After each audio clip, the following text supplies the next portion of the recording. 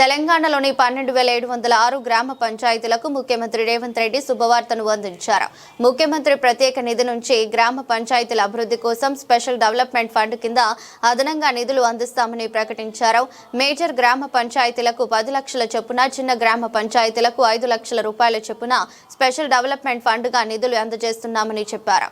కొడంగల్ శాసనసభ నియోజకవర్గంలో కొత్తగా ఎన్నికైన సర్పంచ్లు, ఉప సర్పంచ్లు, వార్డు మెంబర్ల కోసం కోస్గి కేంద్రంలో ఏర్పాటు చేసిన ఆత్మీయ సమావేశంలో ముఖ్యమంత్రి పాల్గొన్నారు. కొత్తగా ఎన్నికైన గ్రామ పంచాయతీ ప్రతినిధులను ముఖ్యమంత్రి సత్కరించి అభినందనలు తెలిపారు. ఈ సందర్భంగా సీఎం మాట్లాడుతూ కొత్తగా ఎన్నికైన గ్రామ పంచాయతీ ప్రజా ప్రతినిధులకు దిశానిర్దేశం చేశారు. ప్రభుత్వం సర్పంచులకు అండగా నిలుస్తుందని భరోసా ఇచ్చారు. మార్చి 31 లోపు గ్రామ పంచాయతీలకు రావాల్సిన 3,000 కోట్ల రూపాయలను తెప్పించే బాధ్యత తీసుకుంటానని చెప్పారు. గ్రామ సభలు పెట్టుకుని కార్యాచరణ రూపొందించుకుని అభివృద్ధి సాధించుకోవాలని సూచించారు.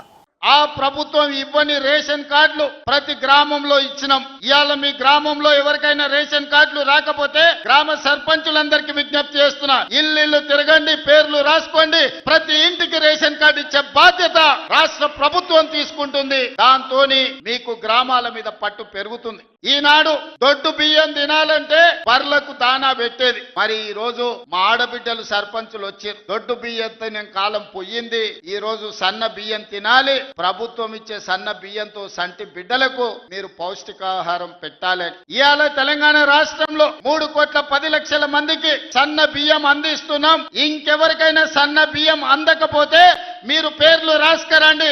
ప్రతి వ్యక్తికి సన్న బియ్యం 6 కిలోలు వాళ్ళ ఇంటికి పంపించే బాధ్యత మీరు తీసుకోండి. మీ తరఫున మీకు బియ్యం ఇచ్చే బాధ్యత నేను తీసుకుంటా. అదే విధంగా పేదవాళ్లకు ప్రతి ఇంటికి 200 యూనిట్లు ఉచిత విద్యుత్తు ఇస్తామని చెప్పినాం. ఏ పేదవాడి ఇంటికైనా ఉచిత విద్యుత్తు 200 యూనిట్లు రాకపోతే వాళ్ళ పేర్లు రాసుకోండి. మీరు రాసిన ప్రతి ఇంటికి ఉచితంగా 200 యూనిట్లు విద్యుత్ ఇచ్చే బాధ్యత మీ అన్న, మీ సోదరుడిగా నేను తీసుకుంటా. అదే విధంగా రైతు భరోసా 9 రోజుల్లో 9,000 కోట్లు ఈ ఖాతాలో వేయడం జరిగింది. 69 లక్షల పైచిలకు రైతులకు రైతు భరోసా వేసినాం. ఇంకా కూడా ఎక్కడైనా తండాలలో, గూడాలలో, మారుమూల పల్లెల్లో ఏదైనా రైతుకు రైతు భరోసా రాకపోతే గ్రామ సర్పంచులకు నేను విజ్ఞప్తి చేస్తున్నా, మీరు రాసుకొని రాండి.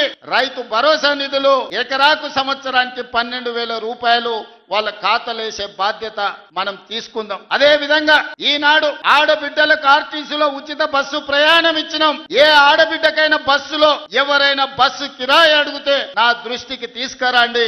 ఆ కండక్టర్ కు, డ్రైవర్ కు చెప్పండి. ఒకవేళ కిరాయి పైసలు ఎక్కడైనా అడిగితే మా అన్నకి చెప్తాం, మా అన్నకి చెప్తే నీ నౌకరు ఊడుతుందని వాళ్ళకి చెప్పండి ధైర్యంగా.